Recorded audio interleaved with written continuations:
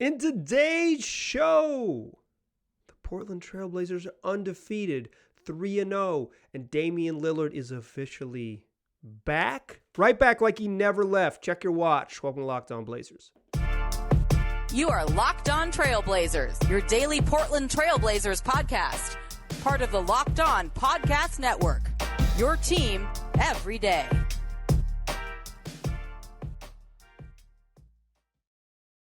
What up, world?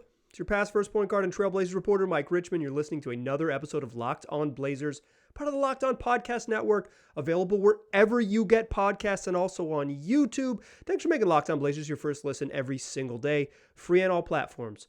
Available wherever you get podcasts, coming at you 5 days a week. So make it your first listen every single day and tell your friends to do the same.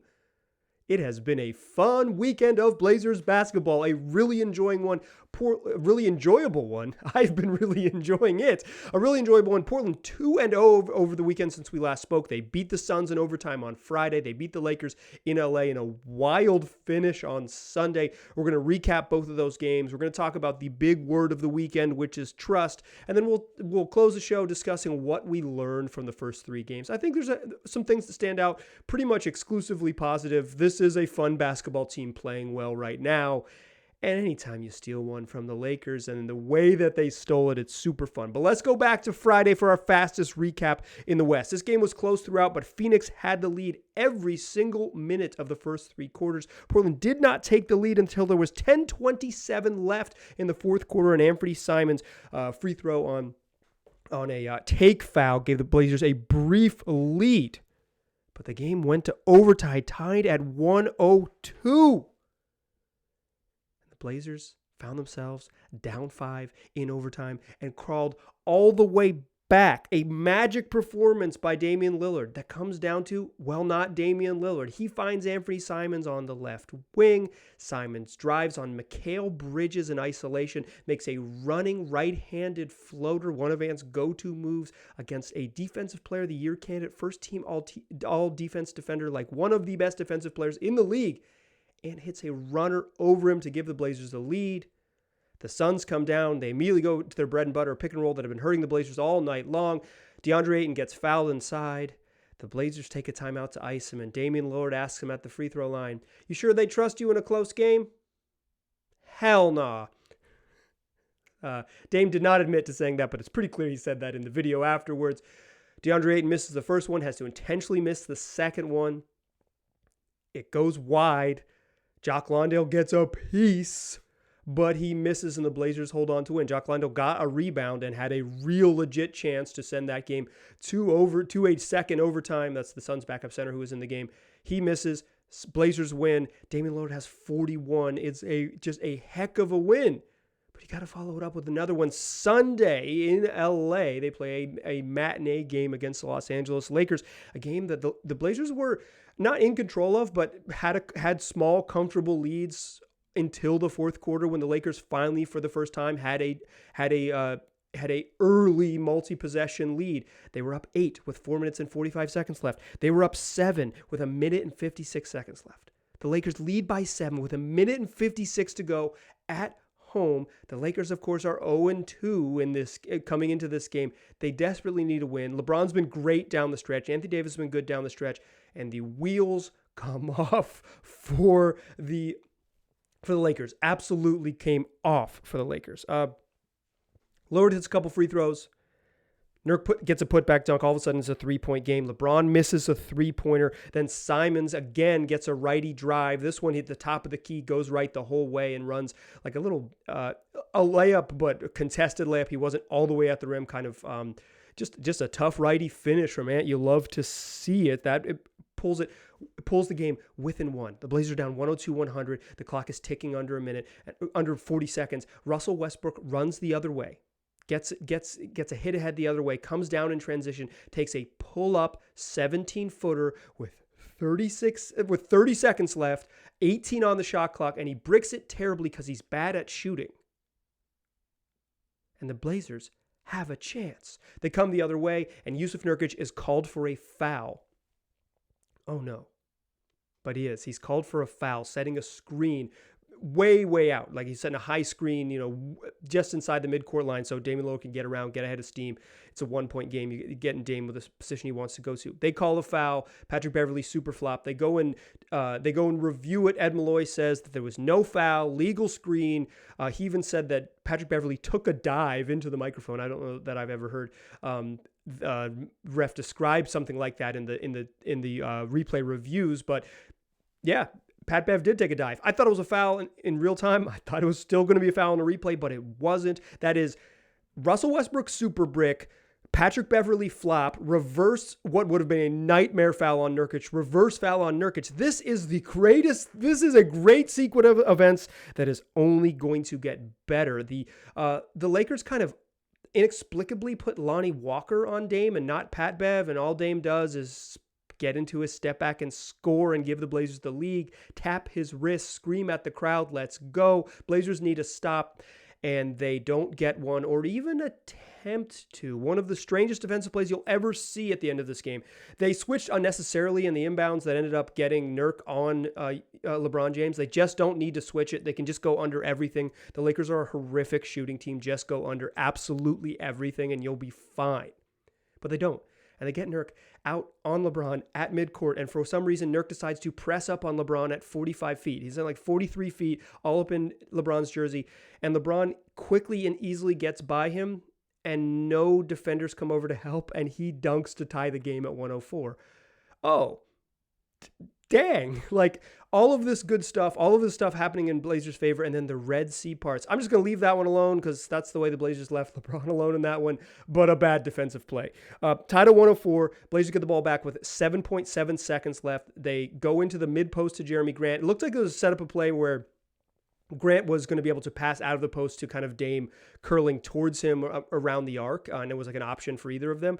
Jerami Grant doesn't look for the pass. He drives on LeBron James and finishes at the rim through LeBron and Anthony Davis. A really good contest by LeBron and a really, really good finish by Jerami Grant. Blazers take the lead with 3 seconds left. Lakers have to call a timeout. They set a last one up for LeBron. He gets into a step back that he likes and just leaves it short. Blazers win an absolute theft by this one.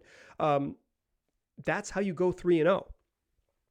A lot of good performances in this game. I think it's kind of it's obvious that when you play this way, there's a lot of good performances, but we do have to give out some Shania Twain impressive performances of the night. I'll let Shania take it from here. That don't impress me much. Look, Shania might not be impressed, but I am. Damian Lillard, back-to-back 41-point performance of the game. He is our Shania Twain impressive performance of the night for both nights. He has 41 in these games and looks just fantastic. Like he just looks so darn good. You got to celebrate him. Might not impress Shania, but impresses me absolutely. This was another night where Anfernee Simons struggled. This was another night where Jerami Grant struggled. Anfernee Simons struggled against Phoenix. Jerami Grant didn't really get involved against Phoenix. Dame was electric and fantastic in these games. He had to carry his team. He has 41 against Phoenix and then follows that up with 41 3 assists, 8 boards against Phoenix. He follows that up with 41 points, 5 rebounds, 2 assists on 15 of 25 shooting, 6 of 13 from 3. Like he's just been excellent. He didn't have a great opener. He didn't look good, and I said on this podcast that if nothing else, I noted that he didn't look good, and it was worth saying, like, yeah, Dame didn't look good. Like, squint, raise half an eyebrow, whatever it is, and say, like, yeah, that's opening night of the season, and the Blazers' best player didn't look like the Blazers' best player. Found a way to win that game. He was phenomenal against Phoenix. Phenomenal. He was just fantastic. He had a monster first half, followed it up with a monster second half. 28 in the first half against Phoenix. Like he's just been great. He's just been great. LA they're a really good defensive team, but the guys who are tasked with guarding Dame on the perimeter, Pat Bev has consistently not been someone who can guard Dame particularly well. I think I have probably a lower opinion in general of Pat Bev than other people around the league, just because I've seen Dame torch him so many darn times.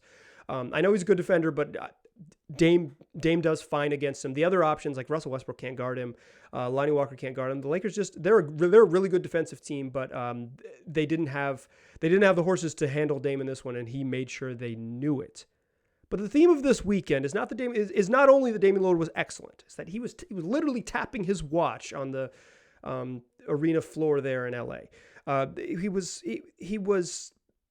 back and emphatic and all of those things. But if you listen to this podcast, I've been saying all along that I think like the worst case scenario for Dame is something like averaging 26 and 6. Like he's just really good and he's going to be really good. I wasn't worried about him. His teammates haven't been very good, but when it has mattered, his teammates have delivered. And I think that's an incredibly important theme for the weekend. I think it's perhaps the most important takeaway of this weekend is that Dame's been excellent. And then when it's mattered, the ball has been in someone else's hands. Let's talk about Anfernee Simons' moment against Phoenix and talk about Jerami Grant's moment in LA and what it says sort of about the larger picture for the Trailblazers. But first, let me tell you about Prize Picks. It is daily fantasy made easy. I like playing Prize Picks. I do it on the app, but you can also go to prizepicks.com if you are not a mobile app person and play. And how it works is you pick between 2 and 5 players every single night. You make your ballot, and Prize Picks sets over-under projections, and you pick over or under on things like points, rebounds, assists, steals, and blocks for players across the NBA. If you don't want to do the NBA, you can still do Major League Baseball while it's going on. And they got every other sport. They've got obviously the NFL and a whole bunch of other stuff that you can quickly make selections. You can quickly win some money. And right now, if you go to prizepicks.com or you download the app and you use the promo code LOCKEDON, they will match your first deposit up to $100. So if you're a new user and you deposit $100, they'll give you $100. You deposit $50, they'll give you a free $50. So why not go take advantage today? That is prizepicks.com or download the app. And the promo code is LOCKEDON. Still a pass first point guard. I usually do that in the third segment, but we'll do it here too. Let's talk about the theme of this weekend. Damian Lillard gave 2 walk-off interviews. When you do well, you get a walk-off interview. Brooke Olzendam talked to him on Friday because he was fantastic. Talked to him again on Sunday because he was fantastic. Good to have Brooke in the building. Good to have Dame going nuts. Both of those interviews gave us some insight into the moments. And Damian Lillard talked about trust. He talked about the importance of building trust early in the season. The word coming out of training camp was connected, and they were going to be the most connected team. And some of the stuff that's baked into the idea of being connected is that the Blazers will trust one another to go get it done. They will trust one another to be in the moments that count. But quite frankly, Dame didn't have a ton of reason to trust his teammates in some of these moments. Not that they were horrific. I thought Nurk didn't play well against the Lakers, and I thought Ant had a pretty bad offensive game against the Suns. But that Dame has it going and has such a track record of being so good in the big moments that sometimes he forces it, and sometimes you want him to force it. And I think there was some moments against Phoenix where he chose not to. There was a big late 3 from Anfernee Simons in the fourth quarter against Phoenix. And then the game winner. Dame's been great. Dame's been great in overtime, even to get him back in the game from when they were trailing. It's like, hey, you get to overtime, you find yourself down 5. Hey, we played really well. We need some big plays, right? I think there's an idea that's I think someone even asked Nurk in the post game. It was like, did you think about packing it in down 5 in the overtime? It's like, no, they didn't think about packing it in down 5 in overtime. What they may have thought though was man, we need to be perfect to win this, and they were close to it. But that moment against Phoenix when Ant gets the ball on the left wing, it wasn't the play. The first action broke down on that play. And Dame finds himself at the top of the key, and he kicks it to Ant because Ant's in flow, top of the key, or left wing, and plays to attack. Sure, he has a brutal matchup with Mikal Bridges and all of those things. But he's you got to trust your guys, right? And Ant does what he's supposed to do. He's a good offensive player. That's what he's best at. Go get a bucket. That's why he's getting paid $100 million. Dude can score. So he goes and scores. Takes Mikal Bridges, a tough running right-hander, really, really, really nice bucket. Huge moment. And Dame absolutely celebrated the heck out of that moment. He was hyped. He went over to Ant, and they had their moment together. He's hitting him on the chest and pumping him up, and you could tell that moment meant a whole bunch to Damian Lillard. And it meant a whole bunch because this is his guy, his running mate, the guy who got paid to be part of what's next and what's this iteration. And Ant had a brutal shooting night in that game. He was not shooting well in that game at all. Like he had not been as good as you wanted him to be. And then when he needed to be good, he was great. And I think that is that first moment of trust. But why I bring up the Brooke Olsen-Dam moment is because Dame in his post game. So that game, the Jock Landale misses the layup and the Blazers celebrate, and Dame had this just emphatic expression like, we're supposed to be here. We're supposed to be here. We're not going to celebrate that big. Like, you could tell he had his moment with Ant, but he wasn't going to be too boisterous rather about and too brash about game 2, beating the Suns, all of those things. Like, it was good, nice win, but that's what we're supposed to do because I think we're a good team. And you could tell just watching him from my vantage point in the arena, like Dame was very intentionally kind of dialing it in. He was saying like, okay. We're going to be cool about this, right? Like we're going to be professional. He'd had his moment to celebrate, but he wanted to be professional. And he talks to Brooke Olsen-Dam and he says like, yeah, 2-0, but we've got a long way to go. And he even messed up how many number of games there were left. He's like 79 or 80 or like whatever it is. Like he messed up the math, but he's a NBA vet who's just been here so many times. He knows it is such a long season. And after 2 games, it wasn't time to celebrate. So it wasn't about celebrating, but it was about a larger moment that final sequence showed. And then on Sunday, Dame's been awesome. When the Blazers were down 8 with like 4 minutes left, he hit a layup. He hit a tough step back. Like he was really good. Obviously, he hit the 3 to give the Blazers the lead and all those things. Game's tied. Under 8 seconds left when they get the ball. The play is an option for sure, just like watching it. I haven't rewatched it more than like twice on the broadcast or whatever, but like the option is Jerami gets it in the post to kind of change the way the defense comes so it's not all 10 eyes on Dame. And then Dame is allowed to like sprint over. He's going to get a screen to sprint over and can catch and then react if Jerami can't go. Like they had been playing out of the post a little bit during the game. Like this was a familiar action for the Blazers. And Jerami Grant doesn't look to pass. He attacks. And in the post-game interview, Dame talked about trust and talked about that moment and building it. And he says, again, I know it's early, but these are the things that matter. So I think the results matter. Like I don't want to poo-poo wins, right? They're 3-0. They've looked really fun. And we'll talk about that more to close the show. But like the how is really the important for me here. Dame excellent, but when the game's on the line, Dame's willingness to go another direction and the coaching staff's willingness to trust someone else to have the ball in their hands. Like, I'm sure Dame was an option to inbound it, but it's not like, okay, Dame. And then if it's not Dame, we're just going to like quickly get it back to him. And like, it's him or nobody type of thing. Stotts was very specific about him or nobody type of thing. And I think there were times late in games that it would burn both Dame and Terry with their preferences. The Anfernee Simons thing wasn't a play call. That was just a natural trust of happening. The second one was a play call. It's the trust of the coaching staff and trust of those things. Trust of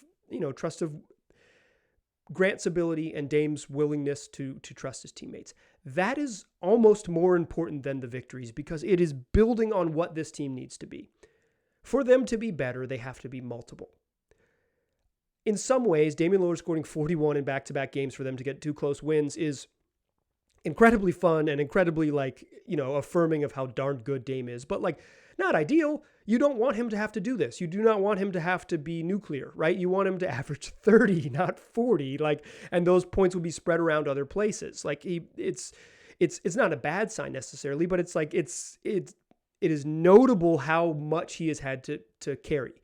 So what you want is like in these moments to build some trust. So in the future, the Blazers are more multiple. They can go other places and they know that Dame is capable of and comfortable with letting go of the reins a little bit. I think some of what the transition under this year of Billups is both, Dame letting off some of what he wants to do, Chauncey Billups letting off some of what he wants to do, who cedes control, where do they cede control, and like what does it look like as a compromise, right? Because that's the best version of this team is some kind of compromise. The moment in Phoenix, or the moment against Phoenix and the moment in LA are perfect examples of what the ideal version of the Blazers are like. They're awesome and terrifying when Dame has the ball, and they have other dudes who can score when it matters, other creators who can score when it matters. It is not just the Damian Lillard show every single minute of every single game. There are moments when it can be someone else. And I think that's the takeaway for me is that trust. It's the trust that Dame talked about. It's the trust that you hope they're building.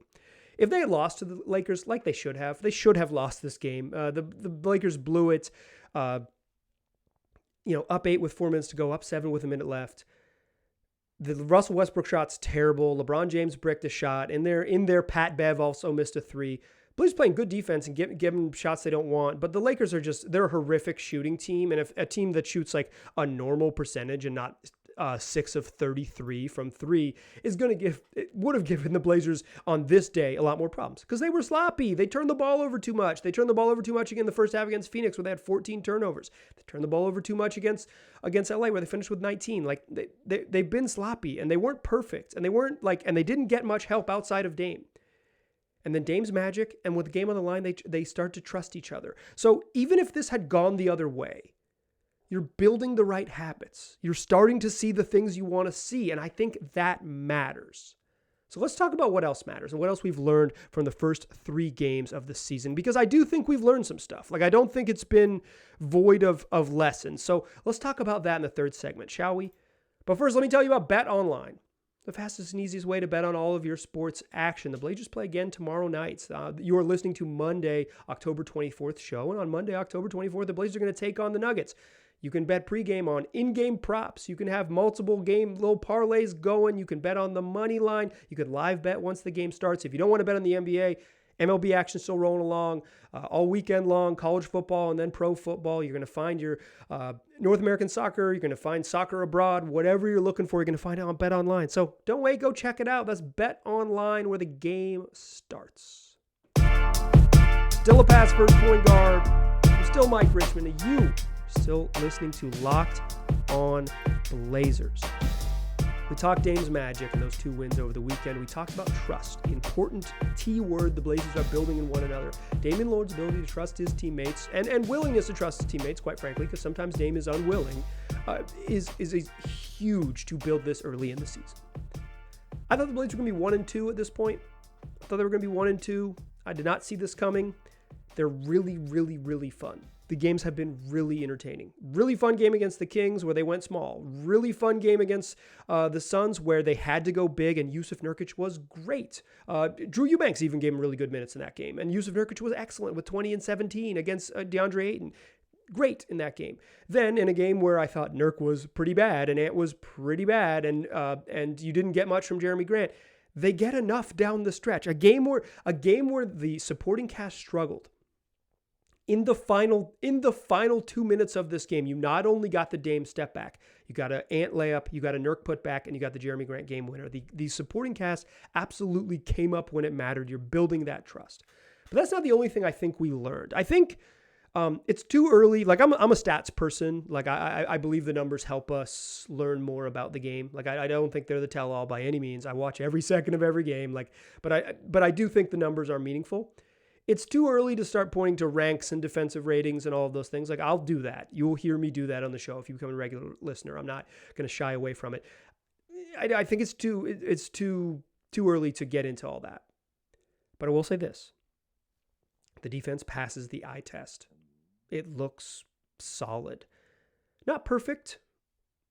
With 10 seconds left in a game, they gave up a literally an unguarded dunk. I thought the DeAndre Ayton pick and roll with Chris Paul on Friday really gave the Blazers some trouble. And if DeAndre Ayton had just been slightly more patient on 2 of his attempts late in the game, we're talking dunks that actually were a couple plays that ended in turnovers. They're imperfect, but it really passes the eye test. They're aggressive. They look better. Getting to play Winslow and Jerami Grant and Josh Hart together at a bunch of minutes puts plus defenders on the court a lot. The zone has been a lot better, and particularly against the Lakers, who absolutely cannot shoot. The zone was great. It was, when the Blazers did go man, LeBron James picked them apart in pick and roll. When they did go zone, LA had no way to solve it because you solve a zone with shooters and they don't have shooters. being able to be multiple on that end, I've now used that word twice, but being able to give multiple looks really has some value. And being like, I've talked about this before. What you want from a really good defense is like to be able to do multiple things. Okay, we're going to play man-to-man, but we're going to not be at the level of the screen. We're going to have Nurk drop, and we're going to recover behind him, but we're not going to try to get caught in rotations. Okay, we're going to play more aggressive man-to-man defense, and Nurk's going to be up at the level of the screen, and we're going to be in rotations we're going to be in rotation on defense, and we're going to cover for each other and be really aggressive and fly around. We're going to play a little bit of zone. We're going to play a little bit of like full-on trapping defense. We're going to play somewhere between a really deep drop and that show at the level, kind of a soft drop with Nurk and recover and show. And like, you want to multiple ways, multiple coverages, multiple things, right? Like that's the ideal. But you got to be good at a base first. It doesn't matter if you can do a bunch of things badly, which is what they did last year with this group. They just did a bunch of different defensive coverages badly. One more aggressive coverage. They've dialed back that aggressiveness for sure. But the base coverage, pick and roll, where they switch a bunch of stuff, looks okay. Looks okay with Nurk at the level. Not great, but okay. Like you can see the outlines of a pretty competent defense, and the zone looks pretty good, and being able to do both of those at a pretty competent level makes me think the Blazers have the early makings of a good defensive team. Maybe not an elite defensive group, but like the early outlines of a totally competent defensive team, and that's what you want. You want them to be competent. Like if they're top half of the league, whatever that is, 14, great. If they're better than that, they're really cooking. But you can see the vision. Like if you watch the games, you can see the vision, and particularly just forcing turnovers, letting them get out and run a little bit. Like turnovers, their own turnovers have been a big problem, but letting them get out and run has been huge. On offense, it's just a Damian Lillard team, and I think you're seeing the sort of give and take of that. One, they've turned the ball over just too much. When they've done that, they look worse because they're letting teams get out in transition, or they're just not getting quality shots up, they're clunky, careless stuff. Some forced, but some just like some bonehead ones, some weird ones like Dame picking up his dribble too early in the backcourt, or an entry pass that's never going to work, but you like stare it down and try to get it into Jerami Grant anyways, type of things. Like some careless stuff. In general, I like that early in the games, particularly like in the first quarter, a lot, and then a little bit in the second and third quarter, but a lot in the first quarter. They've taken Dame off the ball, and they've got some nice little actions to get him free. Against the Lakers, the first 4 possessions, they got him really clean looks off the ball, and he missed them. Dude finished with 41, and he missed some gimmies early in the game. I like the idea of getting Dame off the ball. Like I'm with it. That's a useful and good move that can really work. But they haven't looked really good with the movement sets and all that stuff. I thought against the Suns, the offense was just straight up bad, and they still find a way to win, and that's a really good sign. And credit to their defense for keeping them in the game. The Lakers, the offense looked better. Against the Lakers, the offense looked better. The ball moved a lot better. They had a couple possessions in the second half where the ball really zipped around. They stayed in things where they ran an action, didn't work, run another action, didn't work, run another action. Okay, now we get a good shot. Like the ball moved a little bit, so you can see that they're it's a work in progress and they're getting there. But they look most comfortable doing what Dame teams do, and that's run, spread, pick and roll. When the game has been on the line late in these games, they've spread the floor and run pick and roll. Like that's what a Dame offense is going to be. But I will say this. They're also looking to run a whole bunch more. They're really because of not only just getting turnovers and first and turnovers and running, but running off defensive rebounds. You'll see Nurk get a defensive rebound and just flip it out to Josh Hart or flip it out to Jerami Grant and let him go. They have run more. And to me, this is the perfect balance. This is close to the perfect balance. Damian Lillard should run a bunch of spread pick and rolls. He's freaking great at it. He's great at it. But if you run too much of it, the offense gets stagnant. It's easier to guard and all those things. You got to run different things. So some sort of have off-ball actions that work. They've been running post-ups with Justice Winslow and with Nurk, and a little bit with Jerami Grant, but not much. But post-ups with Justice Winslow and Nurk, where they're getting the ball in the post and looking to pass, and I really like the look of that. Them changing the way the floor looks. It's in some ways the way the Warriors use Draymond when they let him post up, is he's posted up to pass, and I think both Nurk and Winslow are capable passers out of the post, and I really like it. Mix that in a little bit. Mix in running, so you're getting stuff early in the clock. And then when you need a bucket, go find the guy who's so darn good at. Go find the Hall of Fame point guard who's one of the best spread pick and roll players ever, and let him do what he does best. That's kind of the outline of what the ideal Damian Lillard offense is. He's not going to be Steph Curry. And I think there's this obsession with having him move off the ball and do all of those things like more than, all the time. He's just never going to be that. He's a great offensive player. Let him do what he's really good at. But add in these other wrinkles. Add in the more off-ball movement early, or at least have it in your bag, so something that you can go to a little bit and run more like this is, and get in transition, get easy buckets more. If you have Josh Hart, he's going to get you some easy buckets. When you have Ant and Jerami Grant and Justice Winslow, you have dudes who can get out on the wing and play. They've been, that balance really, really matters, and I think you're seeing the offense hasn't been good. It's clunky. Like, to be sure, it's clunky. And some of it is Anfernee Simons just shooting bricks. I'm not really worried about Ant. I think he'll stop shooting bricks soon, and we won't discuss it. In fact, we'll talk about it maybe a little bit after the Denver game, but he's shot some bricks. He started the year shooting bricks. He's been an excellent shooter. His deficiencies are not shooting the ball, so I'm not worried about him being bad at the thing he's been consistently good at in the league. You worry about guys' weaknesses, not their strengths. I'm not worried about 23-year-old Anfernee Simons forgetting how to shoot. But he shot some bricks. I think if he made some shots, the offense would look a lot better. I don't think they really know how to use Jerami Grant yet, but they'll figure it out. They'll get there. Too many post-ups for Jerami Grant. I think they got to figure out.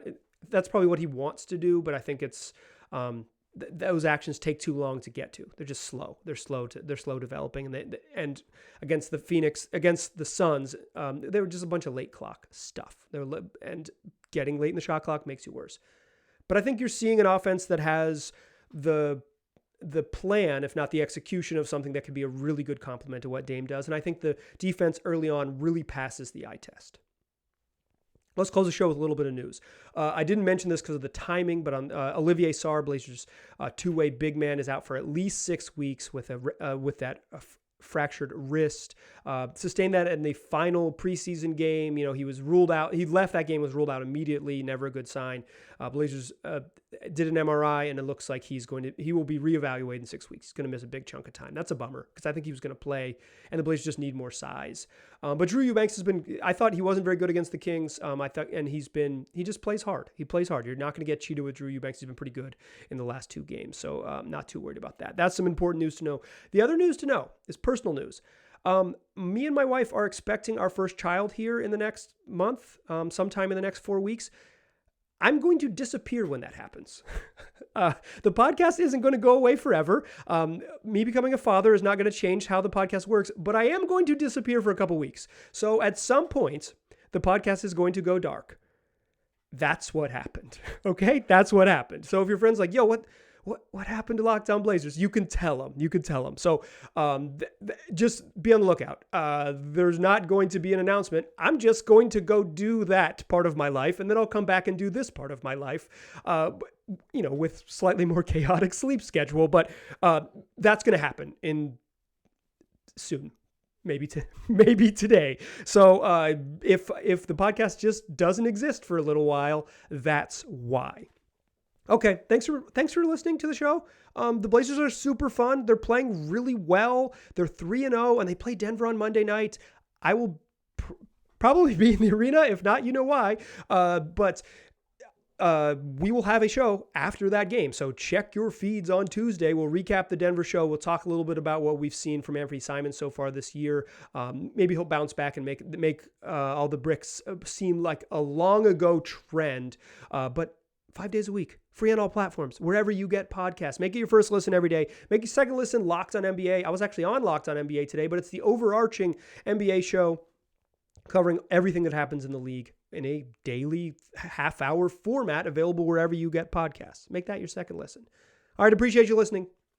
I'll talk to you soon.